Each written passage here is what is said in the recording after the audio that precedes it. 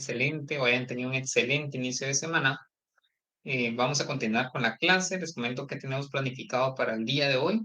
El día de hoy nosotros vamos a concluir el tema del equilibrio del productor a través de un ejemplo práctico que ya habíamos discutido de cierta manera de forma más informal, ¿verdad? Más coloquial. El día de hoy lo quiero representar a través de los efectos que pueda tener la tasa de interés sobre el mercado laboral. Posteriormente, vamos a discutir el tema de los rendimientos a escala, en el sentido de que una vez la firma alcanzaba el equilibrio, nosotros nos interesa saber qué es lo que pasaría con la producción cuando todos los factores productivos crecen en una proporción dada. ¿De acuerdo? Queremos ver cómo responde el producto cuando la firma decide construir una planta idéntica a la planta original en otro lugar, ¿verdad? ¿Qué efecto tiene sobre la producción? Y por último, quiero hablar respecto a un ensayo que les vamos a pedir que ustedes hagan como parte de un punteo extra que les queremos dar en función al desempeño que hemos visto en las clases virtuales, ¿verdad? Entonces, al final de la clase del día de hoy voy a hablar del ensayo que ustedes van a realizar como parte de un punteo extra, ¿sí?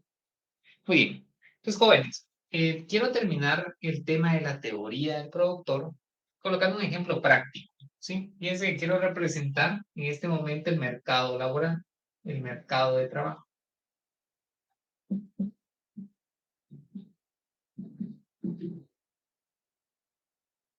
Ustedes saben que un mercado se representa a través de las funciones de oferta y de demanda, ¿de acuerdo? Aquí estamos ubicados en el mercado de factores de la producción, en el mercado de trabajo. Y en el eje vertical ustedes saben que colocamos el precio, pero el precio en este mercado es el salario real, que lo hemos representado con una W. Y en el eje de las abscisas nosotros colocamos las cantidades, ¿verdad? Cuando estamos estudiando un mercado. En este caso son las cantidades ofrecidas y demandadas de trabajo. Vuelvo a repetir, estamos en el contexto del equilibrio del productor, ¿verdad? Sí. Es decir, una firma que pueda alterar las cantidades de capital y trabajo y quiere maximizar su producción.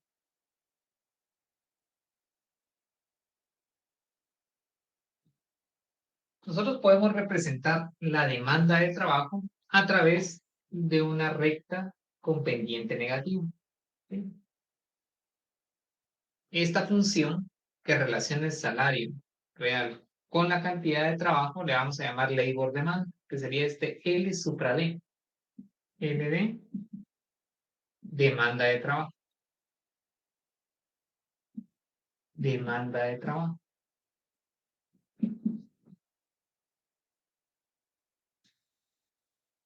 Fíjense que esta función de demanda de trabajo nosotros la podemos justificar económicamente a través de un proceso de optimización. ¿Cómo así? Cualquiera dice, mire, tiene pendiente negativa porque en la medida que baja el salario, la firma demanda más trabajo. Eso es correcto. Pero detrás de eso hay un problema de optimización que las firmas están resolviendo. ¿Qué sentido? Nosotros ya sabemos, por parte de la teoría del productor, que los salarios reales aquí deben de ser igual en equilibrio.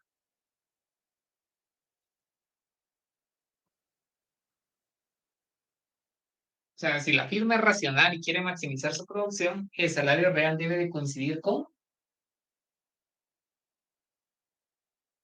vamos a ver, Con la oferta, y nuevamente, con la oferta,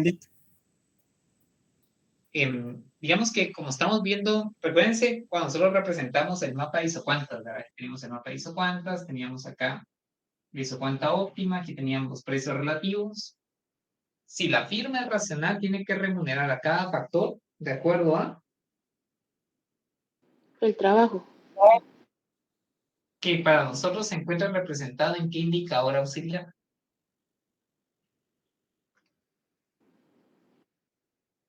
En el producto marginal de Exactamente, trabajo. en el producto marginal. Muy bien, Sardi. Tiene que estar vinculado con el producto marginal del trabajo. De hecho, yo les mostré un poco de evidencia, ¿se acuerdan? Y vimos un poco las varianzas, ¿verdad? Pero efectivamente, valores de productividad más altos están coincididos con salarios más altos. ¿A qué punto voy, jóvenes? en que nosotros podemos justificar la pendiente negativa en la función de demanda de trabajo por parte de las firmas, porque recuérdense que en este mercado, quienes demandan el trabajo son las firmas son demandantes en este mercado a través de este proceso de optimización. ¿Cómo así? Vamos a considerar que la firma tiene una demanda muy alta para su producto. Entonces, en la medida que está aumentando la demanda de trabajo, ¿qué pasa con la productividad marginal? Aumenta. En la medida que contrata trabajo, el aporte del último trabajador, ¿cómo es si lo comparo con el que le precede? Disminuyó. Vamos a ver, recordemos, aquí Decreciente. tenemos la producción, aquí tenemos el trabajo. En la medida que esté contratando más y más trabajo, la producción aumenta, pero aumenta a un ritmo Decreciente. que es menor exactamente, que es decreciente. Entonces, en la medida que la firma contrata más trabajo, la productividad marginal cae. Pero como la productividad es consistente con los salarios, pues cada punto de salarios que tenemos acá es un punto de productividad marginal. Entonces, tiene sentido, jóvenes, que la función de demanda de trabajo tenga pendiente negativa. Si, por ejemplo, ustedes preguntan, mire, ¿por qué la función de demanda de trabajo tiene pendiente negativa? Pues bueno, efectivamente, ¿verdad? A salarios más bajos la firma tiende a demandar más, pero lo que está detrás de eso es un proceso de maximización de la producción por parte de la firma, porque va a remunerar, va a pagar un salario real a cada trabajador consistente con su productividad. Lo que pasa es que cuando demanda más trabajo, la productividad cae y en consecuencia los salarios deben de caer. ¿Lo observan? Entonces, cada punto, jóvenes, de la función de demanda de trabajo es un punto de racionalidad para la firma, porque la firma está remunerando de acuerdo a la productividad. Lo que pasa es que cuando demanda más trabajo, la productividad cae, entonces la remuneración tiene que ser igual. ¿Sí? Muy bien. Pues ya tenemos nuestra función de demanda de trabajo. ¿Qué pasa con la oferta? Pues la función de oferta de trabajo por parte de los hogares, porque los que ofrecen trabajo son los dueños de los factores, que en nuestro esquema simplificado son las familias, pues la vamos a representar con una notación L, es L minúscula, pues va a ser L minúscula supra S, labor supply. L supra S, oferta de trabajo.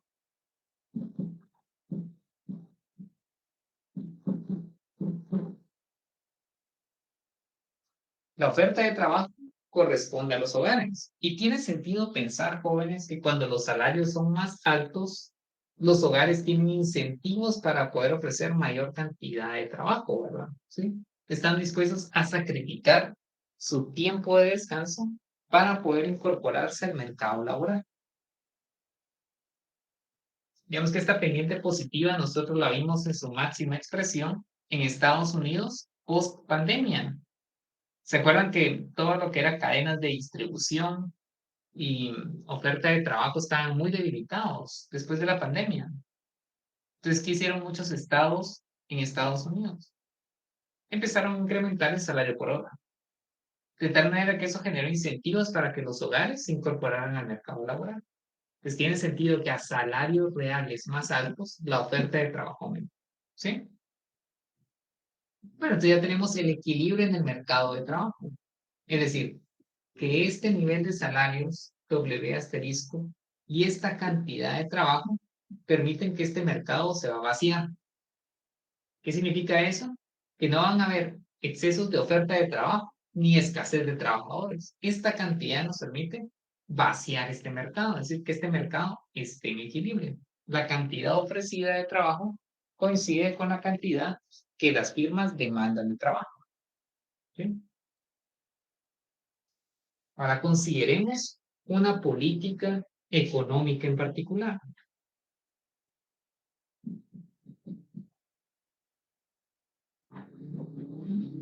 Una política económica. Imagínense que ustedes son ministros de economía y quieren incentivar que si esto puede ser el mercado laboral en el sector industrial. Ustedes quieren reducir los tipos de interés, una caída en la tasa de interés.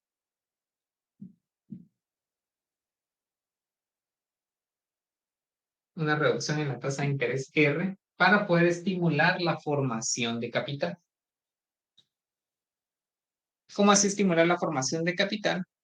Pues generar emprendimientos, ¿sí? Para la micro, pequeña, mediana empresa, de modo que ahora estos demanden mayor cantidad de capital. Entonces preguntarán, ¿por qué?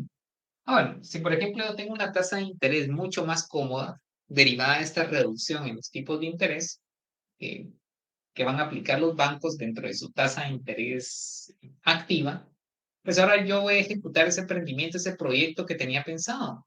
Pero para eso voy a requerir computadoras, voy a requerir escritorios, voy a requerir mobiliario, voy a requerir herramientas, ¿sí? Voy a requerir instalaciones. Pues eso va a estimular la formación de capital.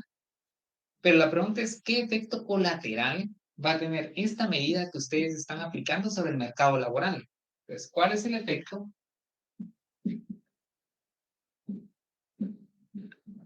Efecto de R sobre el mercado de trabajo.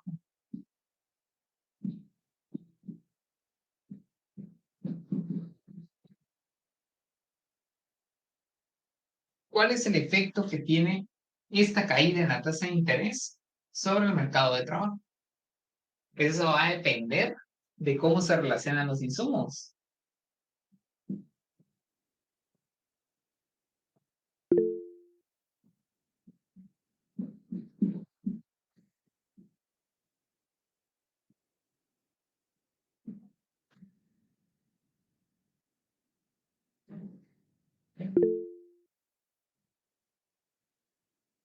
¿Qué es lo que pasa si el sector al cual yo estoy aplicando una reducción en las tasas de interés tiene factores productivos con un alto grado de sustitución?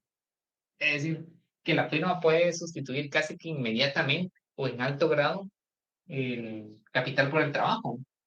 ¿Sí? Pero revisemos. Bueno, si hay una caída en el tipo de interés, ¿qué efecto va a tener sobre la formación de capital, sobre la construcción de nuevo capital? Sí, Luis, adelante. Buenas noches, Lick. Creo que uno de los efectos ah,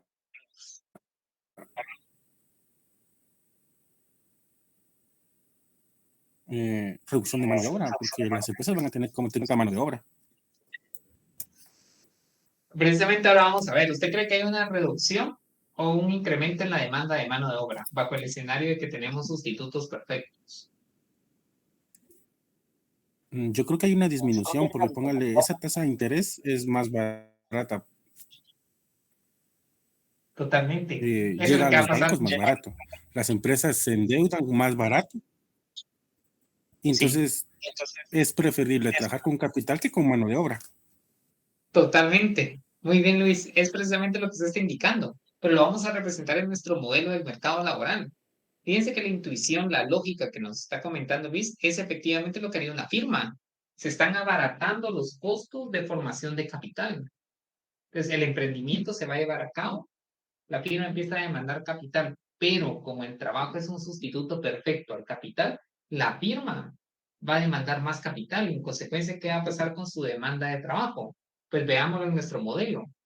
Para el mismo salario, ¿qué va a pasar con la demanda de trabajo? La demanda de trabajo va a caer. Eso implica que nuestra función de demanda se va a desplazar hacia la izquierda. L sub D prima. Entonces, ¿qué va a pasar en el nuevo equilibrio de este mercado laboral para este sector? Que puede ser el industrial, por ejemplo, el sector industrial. Pues van a caer los salarios, jóvenes. Vean el efecto colateral que va a generar su medida de política económica. Van a caer los salarios. ¿Y qué va a pasar con el empleo? El empleo va a disminuir. ¿Sí? Entonces, para el escenario A, lo que tenemos son salarios más bajos.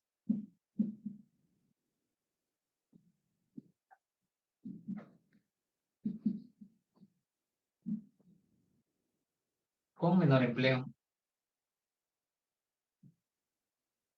Menor empleo. Muy bien, Luis. Eso es lo que estaríamos observando.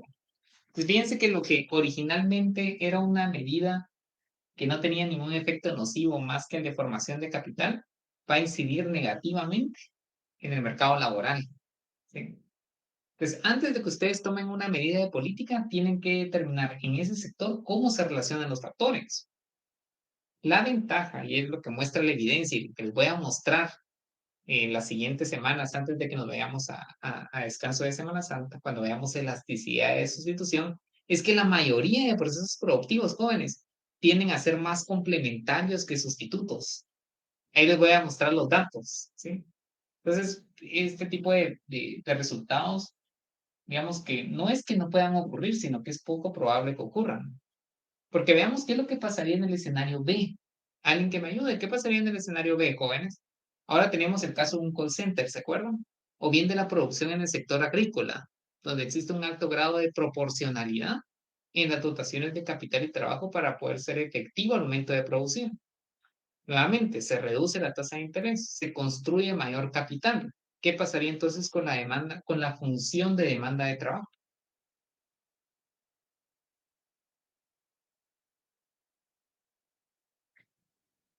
¿Qué me dirían ustedes? ¿Qué pasaría en ese contexto?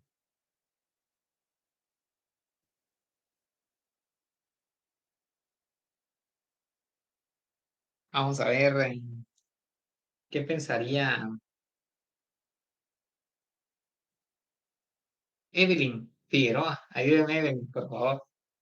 Imagínense que tenemos el caso de los call centers, ¿verdad? Entonces, viene la firma, encuentra una tasa de interés mucho más accesible, compra otro edificio, ¿sí? Compra más capital, que sería, digamos, un cubículo adicional, compra más computadoras. ¿Qué pasaría con la demanda de trabajo en ese escenario?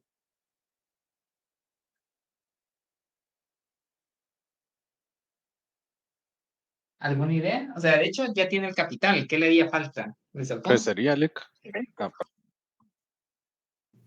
En este caso tendría que crecer proporcionalmente el trabajo con el capital. Exacto. ¿Y qué pasaría con la demanda, con la función de demanda? ¿Hacia dónde se desplaza?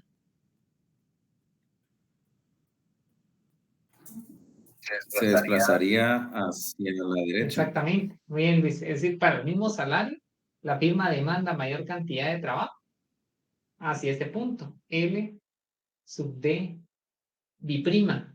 ¿Sí?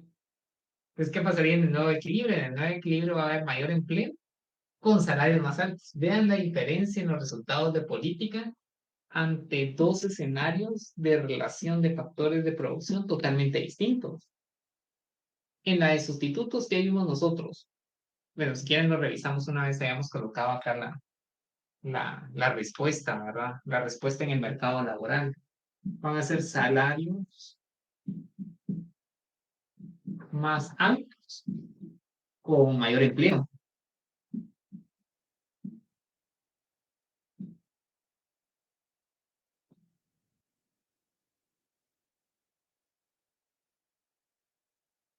¿Sí? Ahora sí, contrastemos. ¿Se acuerdan que nosotros vimos en el equilibrio del productor para este tipo de función de producción que genera isocuantas que son lineales? Vimos soluciones de esquina, ¿se acuerdan, jóvenes? Digo, la firma nada más iba a contratar trabajo o bien comprar capital, se movía de un punto al otro.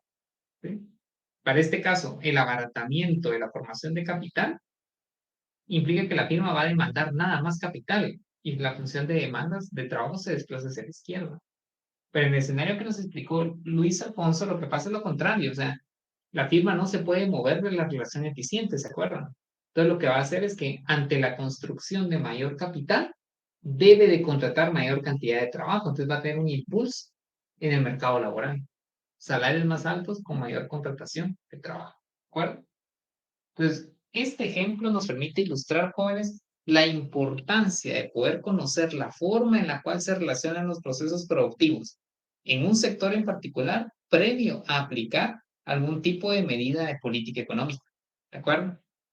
Entonces, en los siguientes temas que vamos a ver en el curso vamos a encontrar indicadores mucho más formales como la elasticidad de sustitución que nos permite determinar qué tanto responde la demanda de factores cuando cambian los precios, que es prácticamente lo que tenemos acá, un cambio en el precio del capital. Y les voy a mostrar evidencia al respecto. Pero este ejemplo, pues, prácticamente matiza la importancia de poder estudiar distintas funciones de producción. ¿De acuerdo? Muy bien. Entonces, fíjense que una vez la firma ha alcanzado su equilibrio, es un poco lo que tenemos acá, la pregunta natural es la siguiente. La firma ya alcanzó su equilibrio con esta combinación de capital y con esta combinación de trabajo. La pregunta es, ¿qué es lo que pasa si duplica la planta original con esta dotación de K y L en otra sucursal, en otro departamento? Coloco una sucursal en otro departamento. Yo quiero ver qué efecto tiene sobre la producción. El efecto que tenga sobre la producción se mide a través de los rendimientos a escala, ¿sí? Entonces, el siguiente tema que vamos a estudiar es precisamente el efecto que tiene en la producción el hecho de que la firma decida replicar la planta original en otro lugar, en otro departamento. ¿De acuerdo? Pues si les parece, pues vamos a iniciar con el estudio de los rendimientos a escala. ¿Sí? Jóvenes. Como título,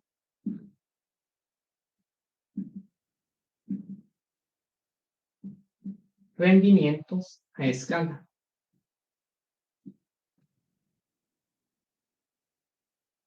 Pues, ¿qué son los rendimientos a escala? Los rendimientos a escala representan el efecto sobre la producción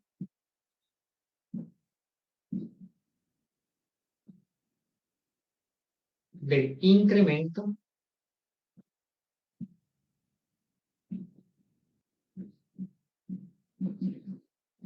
igualitario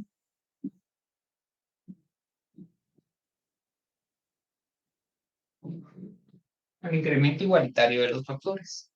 Entonces nos permite ver la respuesta de la producción, eso es lo que está detrás de los rendimientos de escala, ver la respuesta en la producción del incremento de todos los factores productivos en una misma proporción. ¿Sí? Incremento igualitario.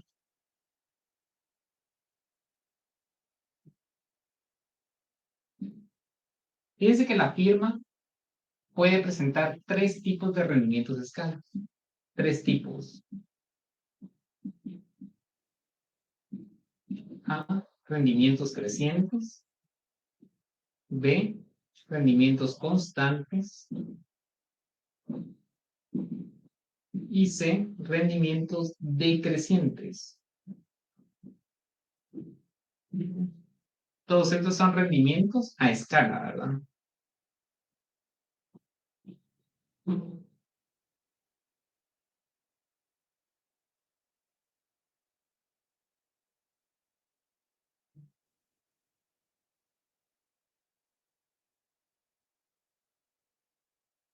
Entonces queremos ver cómo responde la producción si nosotros construimos una planta idéntica a la original en otro lugar. Queremos ver si la producción crece en la misma proporción o no. ¿De acuerdo?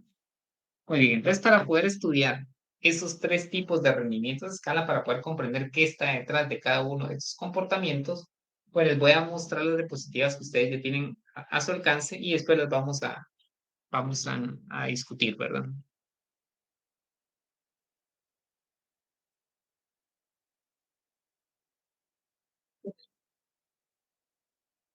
Bien.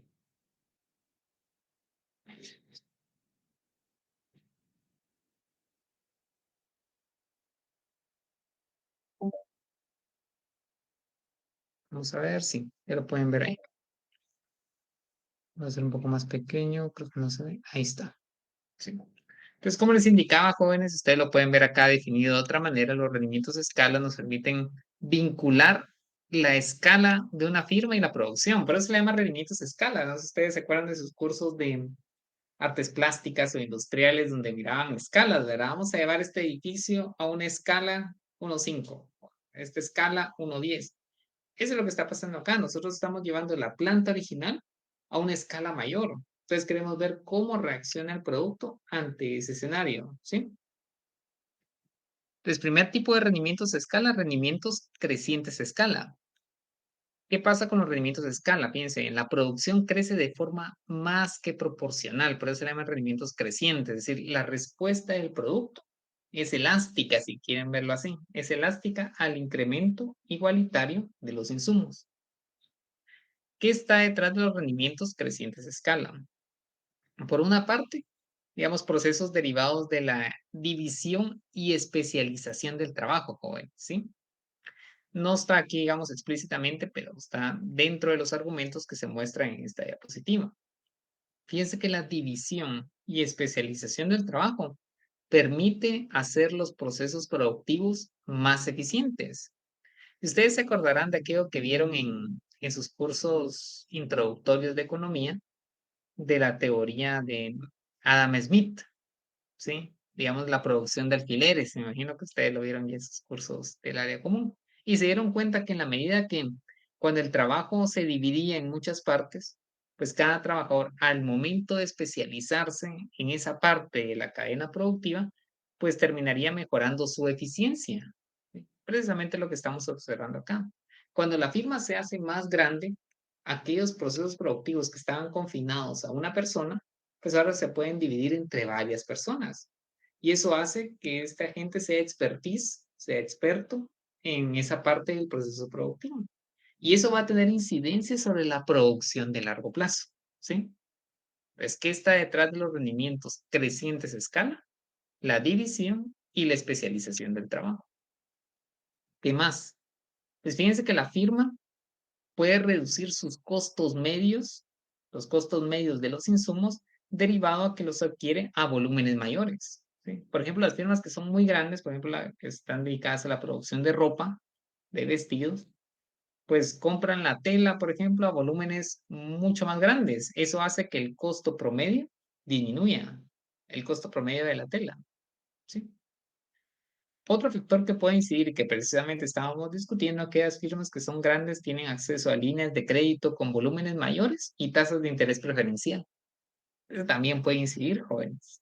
¿De acuerdo? ¿Sí? Otro factor que está detrás de los rendimientos crecientes a escala es que las firmas que son, digamos, muy grandes tienen algún tipo de apoyo gubernamental. ¿En qué sentido? En que pueden recibir algún tipo de subsidio o bien, digamos, reducción de impuestos. ¿Por qué? Porque digamos que son fuente de creación de empleo. Entonces, eso puede motivar a que el gobierno les dé algún tipo de apoyo a este tipo de firmas, ¿de acuerdo? Es otra razón por la cual se pueden presentar rendimientos crecientes a escala. Y uno que es, digamos, complementario es que, digamos, que toda la experiencia y el conocimiento de la planta original se puede transferir a la nueva planta. Entonces, eso hace ser más eficientes los procesos productivos, ¿de acuerdo? Eso puede hacer que la producción esté creciendo de forma más que proporcional al incremento de los insumos, ¿sí? Jóvenes, gráficamente, veámoslo acá. Gráficamente las isocuantas están más cercanas una respecto de otra. O sea, para poderlo identificar en forma de diagrama, pues lo que podemos visualizar son isocuantas que están cada vez más cerca una respecto de otra. Revisemos. Vean acá. Aquí tenemos un mapa de isocuantas que describe rendimientos crecientes a escala. ¿Por qué? Revisemos. Fíjense que la planta original tenía 2 unidades de capital y 5 trabajadores contratados. La firma duplica la cantidad de factores. Miren, ahora tenemos 4 máquinas y tenemos 10 trabajadores.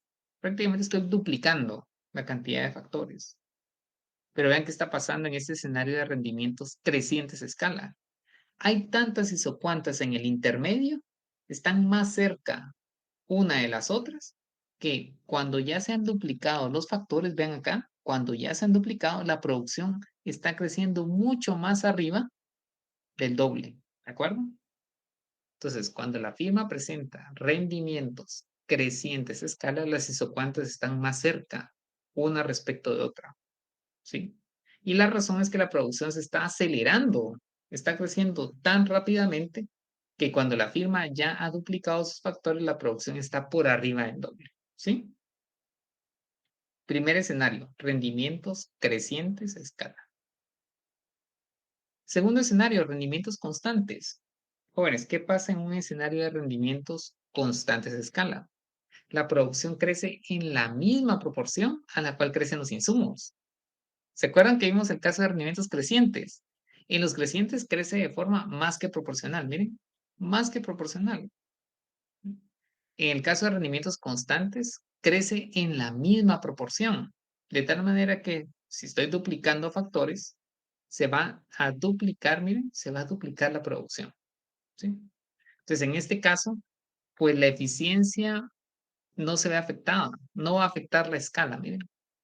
O sea, digamos que la eficiencia, que la productividad va a ser neutral, ¿sí? ¿Y qué pasa con las isocuantas? Pues van a ser equidistantes, es decir, van a tener la misma distancia una respecto de otra. Revisemos. Aquí tenemos rendimientos constantes a escala, miren. ¿Qué podemos observar? Que la firma está duplicando la cantidad de trabajo, está duplicando la cantidad de capital, es decir, los factores crecen en la misma proporción, están creciendo en un 100%. ¿Y qué pasa con la producción? Pues la producción, que es la respuesta que nosotros estamos observando, pues se duplica también. Miren, de 10 pasa a 20. Lo mismo podemos comparar con el escenario en el cual estamos triplicando. Miren, de 5 pasa a 15 unidades de trabajo. De 2 pasa a 6 unidades de capital. Es decir, si se dan cuenta, es un crecimiento del 200%. ¿Sí? ¿Y qué pasa con la producción? Pues la producción pasa de 10 unidades a 30 unidades. Es decir, se está triplicando, está creciendo un 200%, que es la misma proporción del incremento de los factores. Entonces tenemos rendimientos constantes a escala. ¿Sí? Por último, rendimientos decrecientes, jóvenes. ¿Qué pasa en este escenario? Cuando la firma tiene rendimientos decrecientes a escala, la producción crece. El problema es que crece en una menor proporción al incremento de los factores. Es decir, la respuesta, si quieren verlo en términos de elasticidad, es inelástica, ¿sí? ¿Y qué está detrás de los rendimientos decrecientes a escala? Pues lo que pasa es que cuando se está ampliando la planta, pues pueden haber procesos de burocracia que hacen más lentos los procesos productivos. ¿En qué sentido? En que ahora, por ejemplo, la comunicación con los gerentes, pues ya no es tan frecuente, o hay que llevar esta carta para poder comprar insumos y ahora tiene que pasar por varias firmas, y eso hace que los procesos productivos sean más lentos y que tenga incidencia en la cantidad de producto que se pueda lograr. ¿Sí? Segundo, una disminución en la capacidad empresarial. Es decir, la capacidad de gestión ahora es mucho más compleja porque ahora hay que atender asuntos que son mucho más grandes en cuantía. Mayor cantidad de procesos administrativos que se tienen que resolver y que en consecuencia van a incidir en la producción. ¿Sí? Y finalmente, pues puede pasar que la firma no tenga ese mismo vínculo que tenía con los trabajadores, que sí lo tenía en un escenario de una planta mucho más pequeña. ¿Sí? Es decir, em, la conexión, digámoslo así, o la identificación del trabajador con la firma es cada vez menor en la medida que la firma va siendo cada vez más grande. ¿De acuerdo? Entonces, todos esos factores influyen a que la firma esté experimentando rendimientos decrecientes a escala. ¿Qué pasa con las isocuantas? Pues se van a alejar una respecto de otra. Revisemos. Sí, vean acá. Veamos este escenario gráfico. Nuevamente, se está duplicando la cantidad de factores. ¿Sí? Tengo más trabajo que antes, el doble. Tengo mayor cantidad de capital que antes, el doble. Pero ¿qué pasa con la producción? La producción crece tan lento que las isocuantas se están alejando una respecto de otra. De tal manera que en este escenario en el cual estoy duplicando factores, pues la producción no ha crecido ni siquiera en el doble. Miren. Entonces, la característica gráfica de los rendimientos decrecientes a escala es que las isocuantas se van alejando una respecto de otra. ¿De acuerdo? Sí, Camilo, adelante. Lick, en los rendimientos de escala, ¿los dos factores de producción tienen que crecer al mismo ritmo? Ok. Esa es una excelente pregunta que lo vamos ahorita a confirmar con el ejemplo.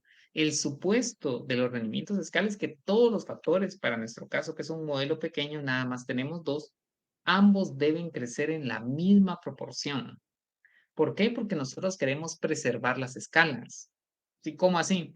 Por ejemplo, el cuerpo humano es simétrico, ¿verdad? ¿Sí? Si vea que este brazo está a la misma escala que este. Si quiero hacerlo una escala mayor, pues ambos tienen que tener la misma proporción, ¿verdad? ¿Sí? Si no lo hago así, no estoy preservando las escalas y en consecuencia, pues no puedo determinar el tipo de rendimientos que tiene ese proceso productivo. Entonces, muy buena pregunta, Camilo. Ambos factores deben crecer en la misma proporción. Es el supuesto que está detrás de los rendimientos a escala. Gracias. Sí, muy buena pregunta. De hecho, ahorita lo vamos a confirmar con el ejemplo práctico que nosotros queremos realizar. ¿Sí? Fíjense que dada la teoría que nosotros hemos visto, ahora la pregunta es cómo determinar los rendimientos de escala cuando se nos presentan datos. Primero lo vamos a hacer como ustedes lo están viendo en esta diapositiva a través de una tabla. La tabla nos va a permitir estudiar el tipo de rendimientos de escala basados en la información o en el registro que la firma tiene sobre la producción y sobre la cantidad de insumo, tanto de capital como de trabajo, bajo distintos escenarios de capacidad instalada. ¿De acuerdo? Vamos a determinar qué tipo de rendimientos de escala tiene. Y después lo vamos a lo vamos a analizar a través de una función matemática, un poco lo que tenemos acá. ¿De acuerdo? Entonces, jóvenes, si les parece, vamos a trabajar sobre este ejercicio, ¿sí? Revisemos qué nos indica el enunciado. Dice, señale el tipo de rendimientos de escala que presenta cada una de las siguientes firmas. Indique los factores que pueden explicar dicho comportamiento y dibuje un mapa isocuantas que describa dicho tipo de rendimientos. ¿De acuerdo? Entonces lo que voy a hacer, jóvenes, es que voy a copiar la información en la pizarra y una vez ya la haya copiado, ya les voy a presentar la pizarra para que trabajemos en ella. ¿De acuerdo? Muy bien. Pues voy a borrar por acá.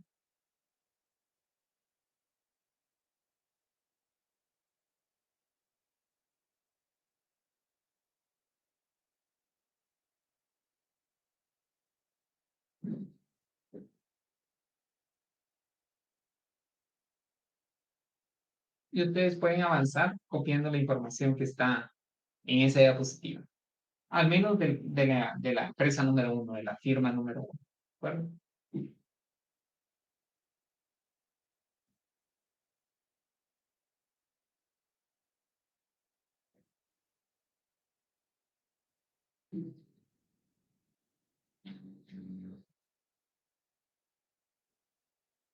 Muy bien. Vamos a colocar firma número 1.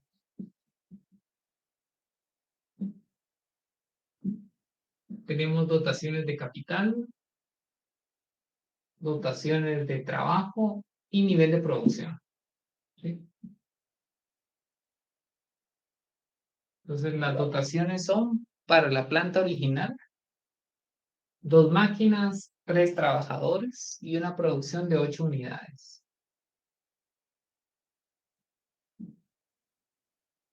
Para la ampliación de la planta tenemos 3 unidades de capital, 4.5 de trabajo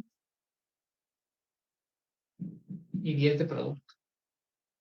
Y por último tenemos 6, 9 y 16 unidades de producción.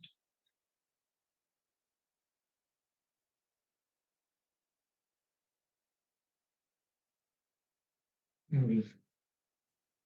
Eso sería nuestro escenario base, que sería la planta original. Este sería un escenario alterno 1 y escenario alterno 2.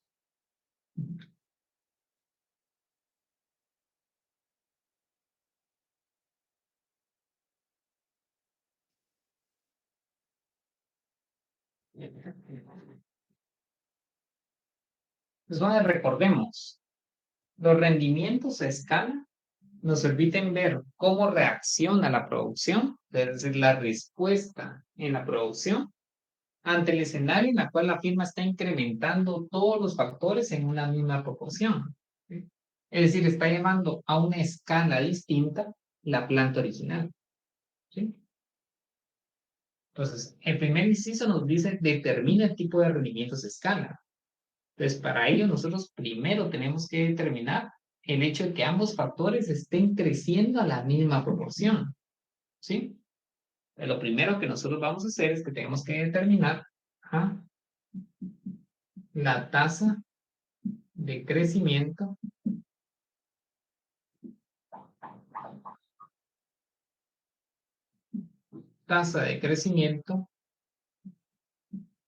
de los factores. Eso es lo primero que nosotros debemos de hacer. Tenemos que validar el hecho de que los supuestos detrás de este modelo de rendimientos escalas se estén verificando. ¿Okay? Entonces, ¿qué hacemos? Determinamos la tasa de crecimiento del capital. ¿Se acuerdan ustedes cómo calcular una tasa de crecimiento? Sería el capital en el escenario 1, alterno 1, menos el capital en el escenario base, que sería este K sub 0, dividido el capital en el escenario base por 100. ¿Sí? Y para el caso del trabajo, pues es idéntico, ¿verdad? La variación porcentual en la cantidad de trabajo, la cantidad de trabajadores en el escenario alterno, 1, menos el del escenario base, partido del escenario base por 100. Yo lo voy a hacer de este lado.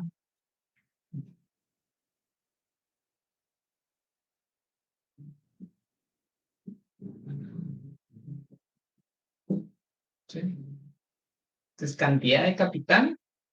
Tenemos 3 máquinas. Antes teníamos 2, partido 2 por 100.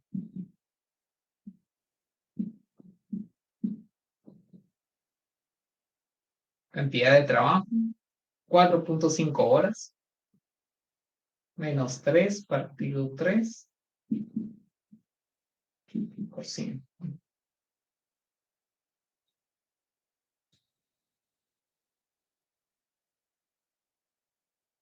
Entonces, la condición para poder evaluar rendimientos de escala es que tengo que replicar la planta original en una misma proporción para ambos insumos.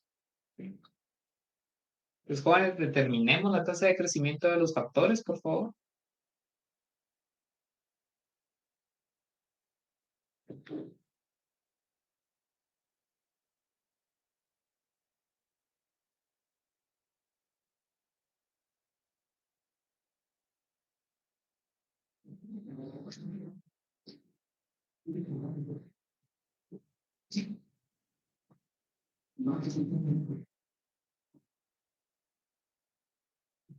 El del capital es 50. Vamos a ver, si sería 3 menos 2, un medio exactamente. Gracias, Camilo, sería un incremento del 50% en la dotación de capital. Entonces, para poder preservar las proporciones, esto debería crecer. Igual a 50. 50%, ¿verdad? Gracias, Luis. 50%. Fíjense que ya podemos verificar la hipótesis, ¿verdad? Efectivamente, ambos factores crecen en la misma proporción. Es una réplica de la planta original, solo que en una menor medida, ¿verdad? Porque no es exactamente la planta original, es el 50% de la planta original. ¿Qué hacemos ahora para poder determinar el tipo de rendimientos de escala? B. La tasa de crecimiento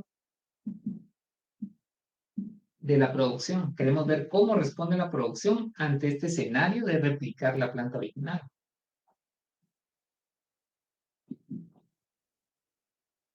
¿Qué hacemos ahora? Calculamos la variación porcentual en Q, que sería la producción. ¿Ustedes se acuerdan? La producción final menos la inicial, la que tenía en el escenario base antes de ampliar la capacidad instalada, dividido la condición inicial por 100.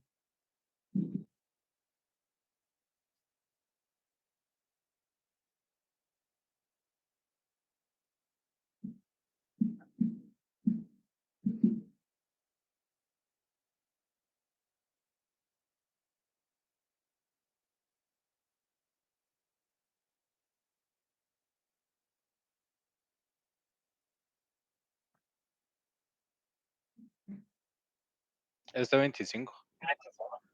Vamos a revisar ahora. Producción, 10 menos 8 partido 8 por 100. ¿Cuánto, Camilo? 25. Efectivamente. Muy bien, gracias Camilo, 25%. Fíjense que la producción crece. El problema no es que crezca, sino que crece en una proporción. ¿Cómo es la proporción? O sea, Ese la es decreciente. respuesta, exactamente. Lo que tenemos son rendimientos, entonces tenemos rendimientos decrecientes a escala. Decrecientes. De hecho, son decrecientes. ¿Por qué son decrecientes? Porque la producción crece de forma menos que proporcionalmente. Entonces sería decrecientes. Rendimientos decrecientes a escala.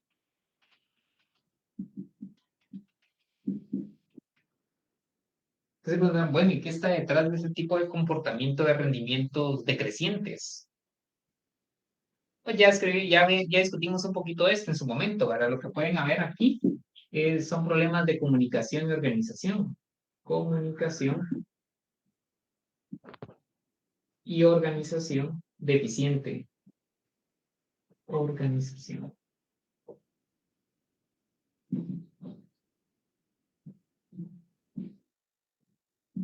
Deficiente. Asociado, una mala gestión, ¿verdad? Una mala gestión empresarial.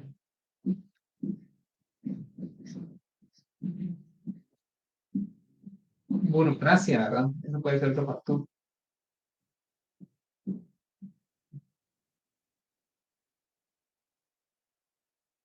De hecho, una firma puede pasar por tipos de rendimientos a escala. ¿Qué es lo que usualmente nosotros encontramos al inicio cuando la firma empieza a expandirse? ¿Qué tipo de rendimientos? ¿Qué esperarían ustedes observar primero? ¿Cómo? Decrecientes. ¿Qué tipo de rendimientos? Exactamente, ¿verdad? Sí.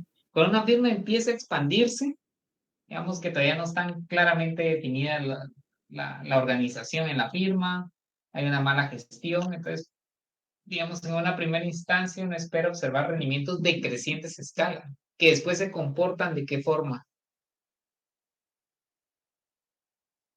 Constantes, ¿verdad? Y después de ser constantes, la firma empieza a tener rendimientos crecientes a escala. Entonces, una firma puede pasar por distintos tipos de rendimientos a escala, ¿verdad? Y es normal que primero presente este tipo de rendimientos decrecientes. Exacto. ¿Qué pasaría con nuestro mapa de isocuantes? Que también nos pide el ejercicio un poco que lo representemos. Aquí tenemos Se alejan. capital. Exactamente. Muy bien. Fíjense que las isocuantes van a estar más lejos una respecto de otra. Como les indiqué, el día miércoles o bien el viernes vamos a revisarlo en una visualización para que se comprenda qué está detrás de eso, ¿verdad? Pero ya les di un poquito la intuición.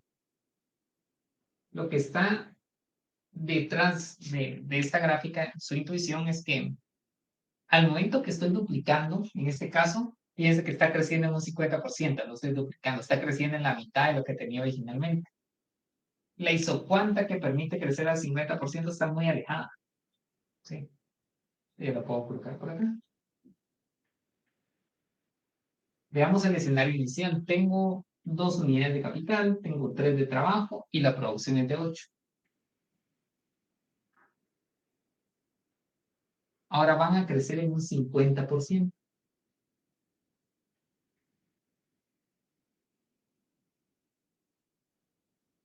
50% sería 3, acá 4.5.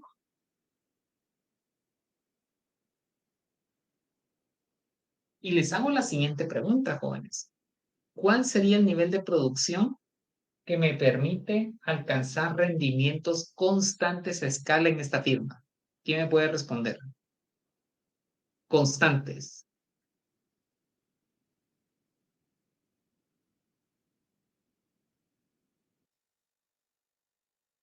Ya vimos que con la evidencia tenemos rendimientos decrecientes, pero ¿cuál sería la producción que me permite alcanzar rendimientos constantes a escala?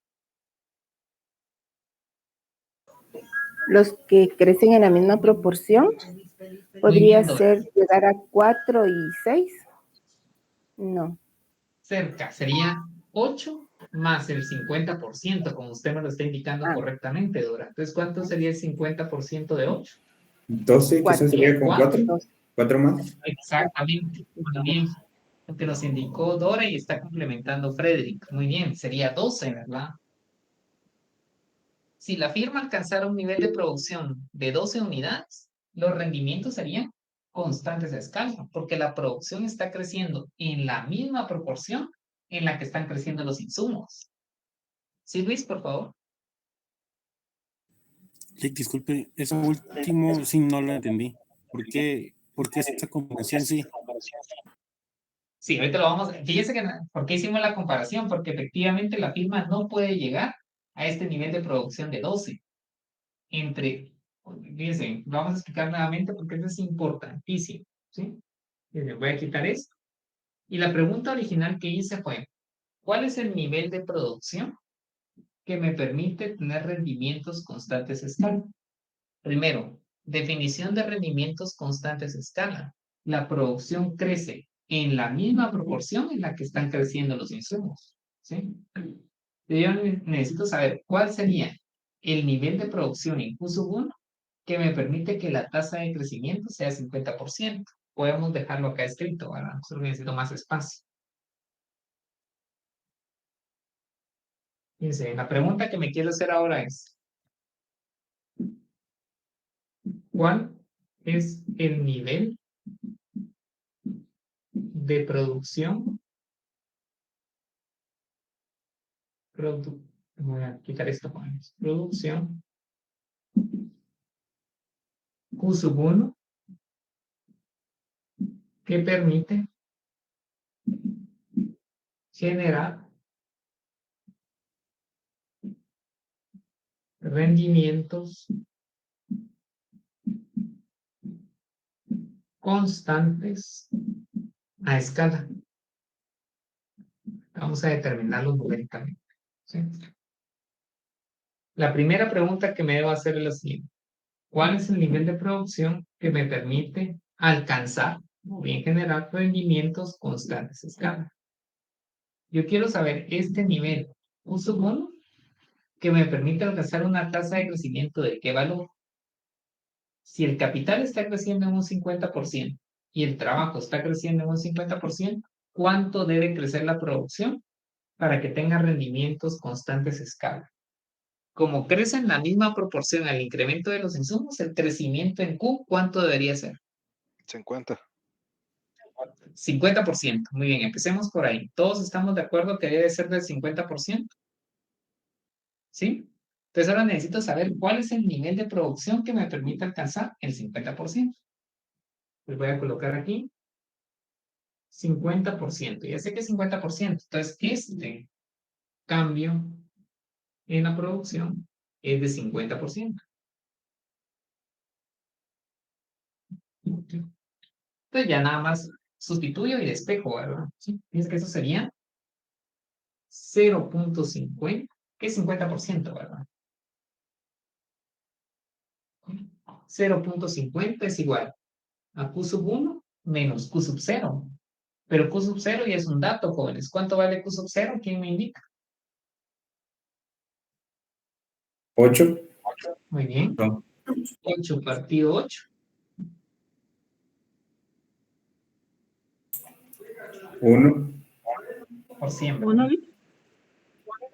Bien.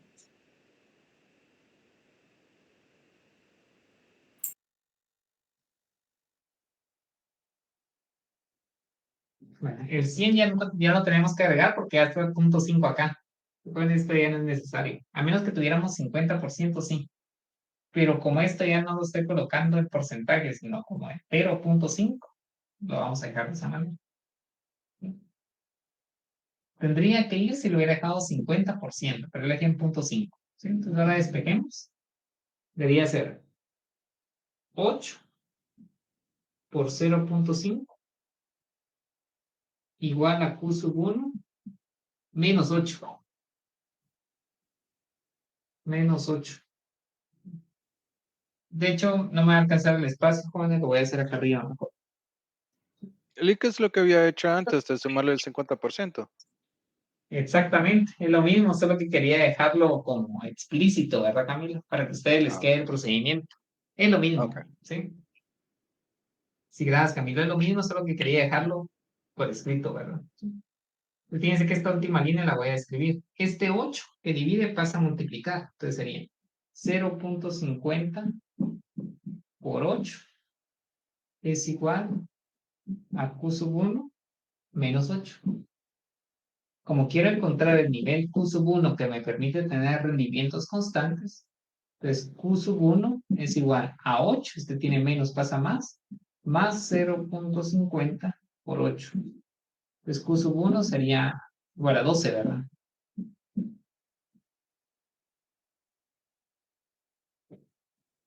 El problema es que cuando tenemos rendimientos decrecientes a escala, no alcanzamos el 12, miren, lo que nos indicó Camilo, están tan lejos las isocuantas que cuando ya he incrementado los insumos en un 50%, todavía no he podido alcanzar el 50% de incremento en el producto. De hecho, esta isocuanta que está vinculada a esa combinación, ¿qué valor de producto tiene? ¿Quién me puede indicar? O sea, esta isocuanta que voy a colocar aquí en rojo ya tiene un valor. ¿Qué valor de producto tiene vinculado? 10. Exactamente, 10. Ajá. Que no es el 50%. Este incremento de 8 a 10 es equivalente a qué relación porcentual? 25%. 25%. 25. Exactamente. Excelente, joven, muy bien. Entonces, cuando tengo rendimientos decrecientes a escala, las isocuantas están más lejos una respecto de otra. ¿Por qué? Porque la producción está creciendo tan lento que al momento de incrementar los factores en un 50%, que es lo que estamos viendo, lo que vimos anteriormente, pues la producción no llega a ese 50%, nada más a un 25%. Excelente. Entonces, no sé si ahí se aclara la duda de lo que estábamos platicando. Excelente, Lick. Gracias. Muy bien. A ustedes, jóvenes. Entonces, si se dan cuenta, hemos trabajado el escenario base con el alterno 1. Ya dijimos que hay rendimientos decrecientes a escala, pero ahora queremos contrastarlo con el escenario alterno número 2. Entonces vamos a comparar el base con el alterno 2. Siempre lo tenemos que comparar con la planta original, porque esa es la referencia, ¿de acuerdo? Entonces ahora queremos ver qué pasa con el escenario alterno 2 respecto del escenario base. Ahora fíjense que el incremento en los insumos ahora es en una proporción distinta comparada con el alterno 1, ¿sí? Entonces si quieren lo vamos a hacer. Antes de eso, jóvenes, ¿alguna inquietud antes de que borre la pizarra? Algo que no haya quedado claro.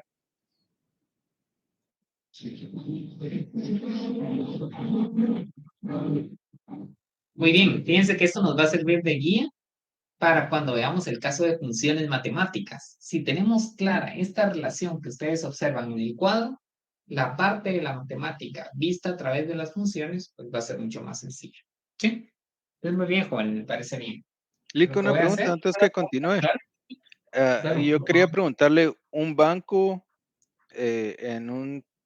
se podría ser una empresa que crezca a escala creciente. Digamos, una entidad bancaria, ¿es usted? Sí, ajá.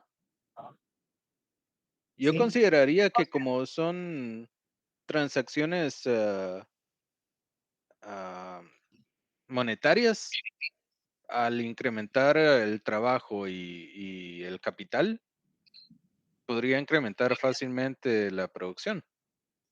Sí, exactamente. Sí, yo coincido con usted de que por lo general uno esperaría, pero yo digo por lo general porque no es que, digamos, cada sector productivo esté encasillado a algún tipo de rendimiento a escala, sino que depende propiamente de la firma.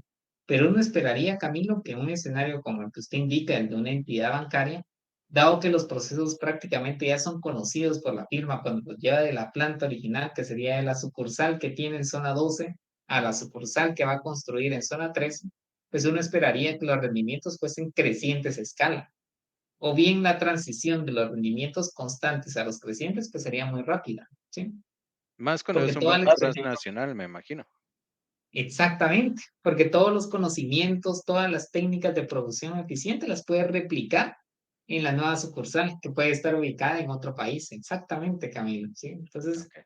no es una generalidad, porque obviamente depende de cada caso en particular, pero uno esperaría observar este tipo de rendimientos crecientes de escala, como usted lo señala. ¿Verdad? Pensaría que otro factor que ayuda a que sea creciente es por las reservas fraccionarias. Entonces, pueden tener como 1000 clientes más y en vez de guardar la cantidad de dinero que cada uno de esos clientes deposita, solo necesitan mantener una pequeña fracción y el resto Sí, lo puede invertir en otros productos financieros, ¿verdad? sí, de hecho, ese me parece un muy buen ejemplo, Camilo. Sí, efectivamente. Entonces, digamos que dado los nuevos clientes que pueda generar, puede invertir mucho de él en otro tipo de inversiones a mediano y largo plazo que le van a generar más rendimientos. ¿Sí? Entonces ahí medir la producción sería el equivalente a medir los rendimientos derivados de los ahorros de los nuevos clientes. Exactamente. Muy bien. Gracias, Entonces Leo. podría ser un ejemplo de tipo de rendimientos crecientes a escala. Exacto. Muy bien, jóvenes. Entonces hagamos la última comparación, el alterno 2 con el base, ¿verdad? Sí, con eso terminaríamos la clase del día de hoy. Ya después les quiero hablar del ensayo que ustedes van a hacer.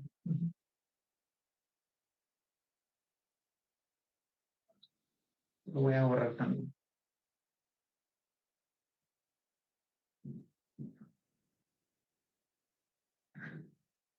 Muy bien, entonces ahora vamos a comparar el escenario alterno 2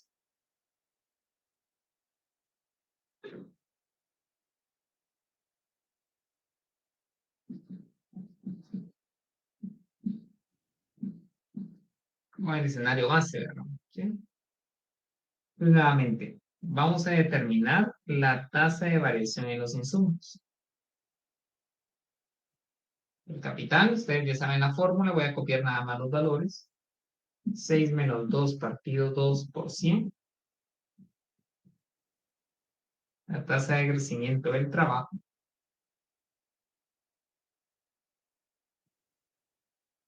9 menos 3 partido 3 por 100. Y vamos a ver a qué tasa crece la producción. Y eso nos va a permitir determinar el tipo de rendimientos de escala cuando comparamos este nuevo escenario.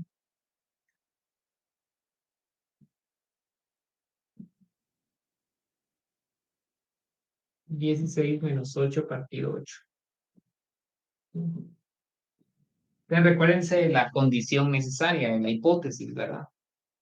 Todos los factores, capital y trabajo, tienen que crecer en la misma proporción. Entonces, primero determinamos eso para ambos insumos. 200, Lico. ¿Cuánto? 200. Bien, Hugo, gracias, muy amable. Efectivamente, 200%. Es decir, es una planta mucho más grande que la original, es el doble de grande que la original. Efectivamente, 200%. ¿Se valida? Sí, efectivamente. Estoy manteniendo las proporciones de la planta original, pero a una escala mayor. Ahora quiero ver qué pasa con la producción. ¿Va a crecer? 100%, Sí, Lico. pero quiero ver la 100%, Lico. 100%. Gracias. Efectivamente, 100%. Entonces, como la respuesta es inelástica, es menos que proporcional, entonces, ¿qué tipo de rendimientos, jóvenes? Decrecientes, Lico. Rendimientos decrecientes, efectivamente. Es consistente con lo que habíamos encontrado previamente.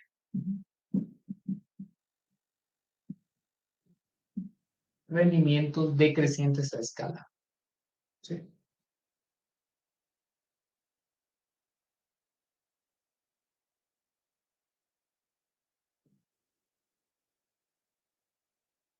Muy bien, entonces, jóvenes, con esto, digamos, terminaríamos la parte del análisis de los rendimientos a escala a partir de una tabla de datos.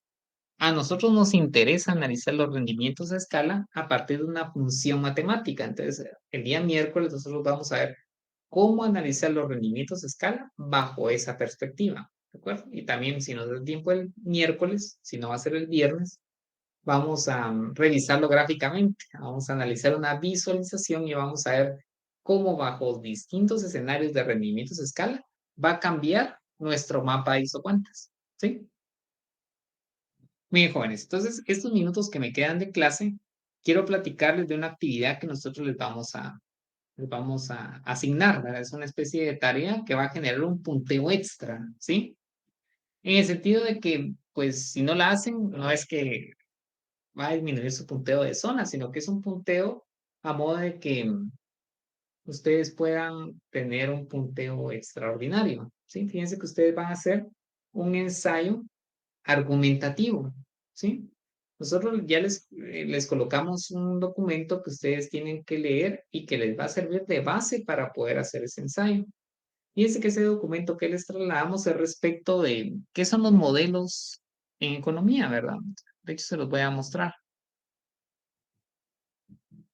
para que ustedes tengan una idea de qué es lo que nosotros queremos que ustedes realicen con este documento, ¿sí? Una ventana. Aquí está, compartido. Bueno, este documento es un documento del Fondo Monetario Internacional en la cual habla de,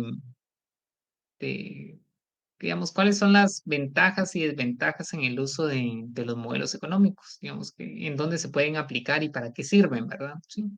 Entonces ustedes van a leer este documento, van a realizar digamos, un análisis crítico y a partir de ello ustedes van a escribir un ensayo, ¿sí?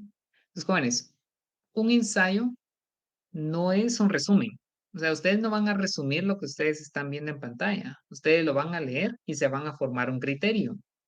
Y el ensayo tiene que contener argumentos a favor del uso de modelos. Es decir, ¿será que los modelos son útiles o no son útiles para las ciencias económicas, verdad? ¿Sí?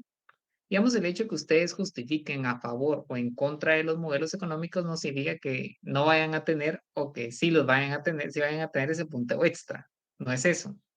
Lo importante es que ustedes puedan argumentar, basado obviamente en elementos objetivos, pues los beneficios o bien, digamos, las dificultades que enfrentan los modelos económicos, ¿verdad? ¿Sí? Entonces ustedes van a leer el documento, se van a formar un criterio y van a convencer al lector, que es mi auxiliar y es mi persona, respecto de que si los modelos económicos son o no útiles, ¿verdad? ¿Sí? Entonces, lo primero que ustedes deben de hacer, jóvenes, es que tienen que investigar qué es un ensayo argumentativo. ¿Sí? La estructura que tiene un ensayo argumentativo. Un ensayo argumentativo tiene una parte de introducción, tiene la parte del cuerpo, tiene la parte de conclusiones y tiene un apartado de referencias bibliográficas, porque ustedes pueden consultar más referencias que las que les estamos trasladando, ¿sí? Lo que sí es que tiene que ser un documento original. ¿En qué sentido, jóvenes? De que ustedes no pueden copiar nada de un libro de texto, a menos que ustedes lo citen, ¿verdad? Si es una copia textual, pues lo tienen que colocar entre comillas y tienen que colocar una nota al pie, pues haciendo referencia a dónde están sacando esa información, ¿sí? Digamos que tienen que seguir todas aquellas reglas que ustedes ya vieron en su curso de técnicas de investigación documental, ¿verdad? Si la copia es textual, tiene que ser referencia al documento y colocarlo entre comillas. Pero la idea es que ustedes presenten argumentos a favor o en contra de la utilidad de este tipo de modelos, ¿verdad? Pueden utilizar como referencia lo que pasó en la crisis financiera, qué sé yo, ¿de acuerdo? Entonces la idea es que ustedes pues ya vayan redactando documentos originales, documentos propios, ¿de acuerdo? Digamos que ese ensayo ustedes lo pueden hacer a computadora, no hay ningún problema. Digamos que los únicos requerimientos es que tiene que ser con letra Arial, por una parte, o bien Times New Roman. ¿Sí? Pueden aplicar cualquiera de esos dos tipos de letra, Arial o Times New Roman, ¿de acuerdo? El tamaño de la letra es de 12, tamaño 12. Y el espacio tiene que ser 1/1, un poco menos del doble, ¿de acuerdo? Entonces el interlineado tiene que ser de 1/1, 1.5, ¿sí? Y de margen tiene que dejar 2, 2. Creo que son pulgadas, si no estoy equivocado, lo que mide ahí Word, ¿verdad? ¿Sí? 2 de un lado y 2 del otro, ¿sí? La extensión mínima del documento es de 800 palabras, ¿sí? Aproximadamente 800 palabras son como 4 hojas, ¿de acuerdo? 4 hojas con los, digamos, con el tipo de letra y todo lo que les indiqué. Y como máximo van a ser 1000 palabras. O sea, mínimo 800, máximo 1000 palabras. La ventaja es que Word les hace el conteo de palabras, ¿verdad? Ustedes han visto que les aparece ahí el número de palabras que ustedes han escrito en su documento. Entonces, pues tienen que cumplir esas condiciones, ¿verdad? De 800 a 1000 palabras, ¿sí? Entonces, jóvenes, esa es un poquito la idea del documento que ustedes tienen que redactar. Es un ensayo argumentativo y como les digo, eso les va a generar un punteo extra de 5 puntos, ¿verdad? Para quienes lo hagan y pues obviamente no incurran en plagio, pues van a tener ese punteo adicional. Y como les indiqué, es como una especie de motivación al desempeño que ustedes han mostrado en las clases en línea, ¿verdad? Sí, y que espero que se pueda refrendar en el segundo parcial, que de hecho ya tenemos fecha. No tenía en mente lo de las fechas del parcial hasta que a final de la clase recién concluida los compañeros me indicaron que pues que hay una planificación para micro, ¿verdad? Que es el día lunes, si no estoy equivocado. Pero coincidentemente con la fecha pero yo no sabía esa fecha, ¿verdad? Que ya tenía la fecha del examen el día lunes. Ese mismo día tendrían que entregar el ensayo, ¿sí? Entonces, em, hay que trabajar en eso, jóvenes, porque es punteo extra, ¿verdad? Entonces, les va a ayudar a ustedes. Sí, salí. Adelante. Perdone, no escuché bien si mencionó si el trabajo tiene que llevar introducción y conclusión. Sí, de hecho, digamos que como es un ensayo argumentativo, gracias, Ali. Como es un ensayo argumentativo, ustedes saben que dejar de presentar. Un ensayo argumentativo lleva cierta estructura, ¿verdad? Primero la parte introductoria. Lleva una introducción. Después va el cuerpo del documento, ¿verdad? En el cuerpo, pues obviamente van los argumentos a favor o en contra de qué tan útil son los modelos en economía. ¿Sí? Esa es la estructura. También lleva un apartado de conclusiones. Conclusiones. ¿A qué concluyen? Si son útiles, no son útiles, por esta y esta razón. Ya sea que ustedes digan que sí o que no, pues el hecho que digan que sí o no no implica que tengan más o menos punteos, sino que los argumentos que ustedes van a presentar, y que obviamente lo escriban ustedes, ¿verdad? Y por último, las referencias. Las referencias bibliográficas. Pues digamos que no es necesario que coloquen una carátula, puede ir nada más su nombre completo, nombre, carnet, salón, le colocan un título a su ensayo, y ustedes le pueden colocar el título que más deseen, y empiezan a describir su postura, ¿verdad? Tienen que convencer al lector de lo que ustedes están diciendo con argumentos, ¿verdad? En el cuerpo van los argumentos. Si en el cuerpo del ensayo van a copiar algo textual, saben que van entre comillas y colocan una nota al pie, 3, diciendo 3, lo saqué de tal y tal, lo saqué de New York Times o bien de Wall Street, qué sé yo, de donde lo vayan a sacar y lo colocan, ¿verdad? Y después en sus referencias colocan, bueno, tal y tal documento. ¿Sí? Entonces, esta sería la estructura, ¿verdad? Nombre, carnet, salón, el nombre que le van a colocar a su ensayo, la introducción, el cuerpo, las conclusiones y las referencias. Y como les digo, la extensión tiene que ser de 800 palabras como mínimo, aproximadamente 4 hojas a 1000 palabras, como máximo 1000. Pero todo tiene que ser de su autoría, jóvenes. No lo pueden copiar de otro ensayo, libro, a menos que, como les digo, que usted, entre comillas. Pues eso sería, Sally. No sé si por ahí va su inquietud, ¿verdad? Sí, está bien, gracias. Sí. Sí, Luis Alfonso, adelante.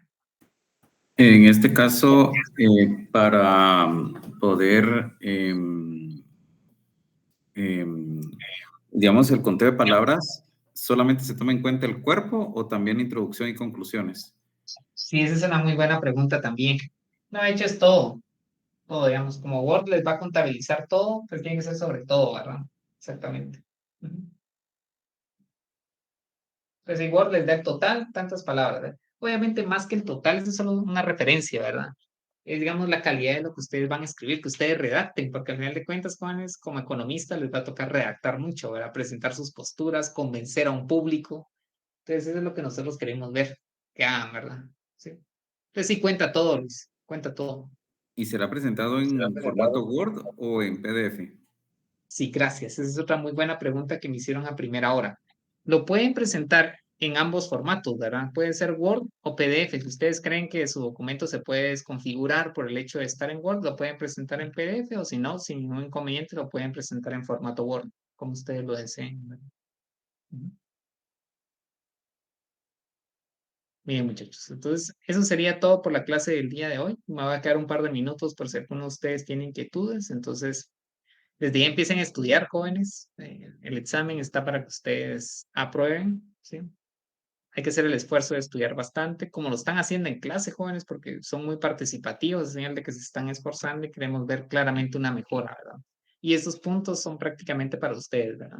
¿De acuerdo? Entonces, el día viernes les voy a indicar concretamente qué vamos a evaluar en función, pues, de lo que vayamos avanzando el día de hoy, perdón, el día miércoles y el día viernes, ¿verdad? Sí. Pues gracias por su atención y nos vemos el miércoles, jóvenes. Tengan feliz noche. Feliz noche, licenciado. Feliz noche. Feliz noche, Lick. Gracias, Lick. Feliz Gracias noche. saludarles. Nos vemos. Gracias a todos. Buenas Nos noches. vemos. Tengan feliz noche. Gracias.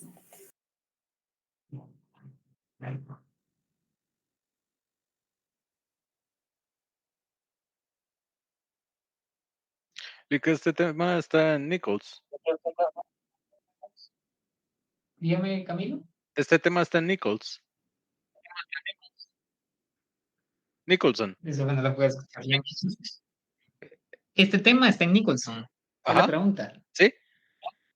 Si está en, bueno, digamos así como lo estamos viendo ahora, que es una versión de una tabla, no. Ahí no está así en Nicholson. En Nicholson ya está como una función matemática. Eso lo vamos a ver el día Ok. miércoles. Cómo determinar el tipo de rendimiento de escala, pero con una función matemática, una tipo Cobb-Douglas. ¿Cómo lo determinamos? Eso lo vamos a ver el miércoles. Entonces, por el momento, esta parte de acá la pueden revisar con, ¿cómo se llama este autor? Pindic, el verde, el libro verde. Ahí lo pueden revisar. Ok. ¿Y hasta qué tema viene el parcial, perdone? Si fíjese que eso, prefiero mejor indicárselos el día viernes porque quiero ver qué tanto avanzamos el día miércoles. Si el día miércoles nos da tiempo de avanzar con los rendimientos de escala, con una función matemática, pues entraría también eso, ¿verdad? Si no, pues nada más lo dejaríamos con equilibrio del productor, pero me interesa que lo veamos y que obviamente que se comprenda bien. Entonces va a depender mucho de lo que veamos el miércoles y lo que veamos el viernes. Ok. Gracias, Lick. Lo que sí es seguro, Camilo, es la parte de teoría de la producción. Eso sí o sí va a entrar, ¿verdad? Sí. Ok. Gracias, Lick. Y con gusto. Sí.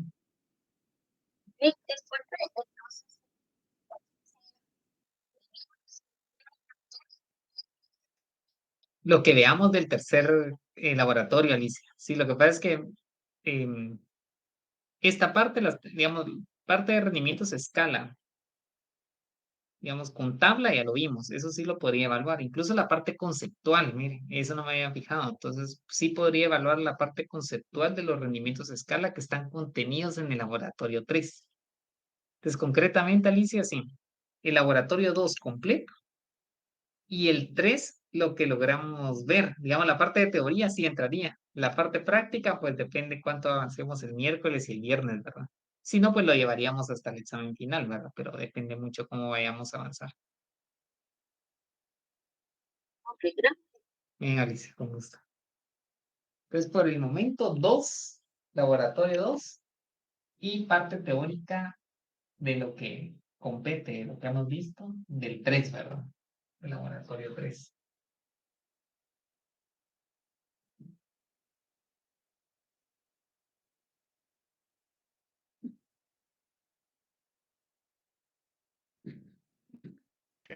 Gracias, Lick. Feliz noche. Nos vemos, Camilo. Gusto en saludarles. Feliz noche. Adiós. Nos vemos el miércoles. Lick, Igualmente, una pregunta, ¿dónde así podemos ver más Más